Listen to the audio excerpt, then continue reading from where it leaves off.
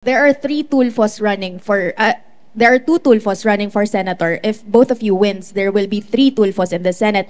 What is your unique selling proposition compared to your brothers? Well, all of us like our pro-poor yung plataforma lagi namin. Pero this time, we have marching orders from the administration to continue yung programs ng pamahalaan, poverty alleviation, etc. Ayun naman talaga kahit lahat kami magkakapatid. Pero we always forget the one in the middle.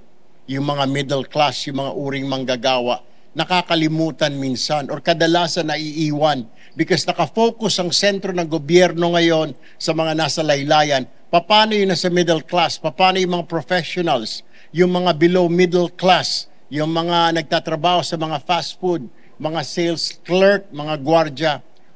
Paano sila? Di ba? Because we are so focused yung gobyerno sa mga mahihirap. Siguro it's time we also look at doon sa mga kababayan natin na mga hindi masyado napapansin yung nasa middle. Siguro yung sinisigaw nila na higher wages, yung mga more benefits, and I will also introduce, if there's a chance, yung retirement siguro benefits ng mga nagtatrabaho sa private sector.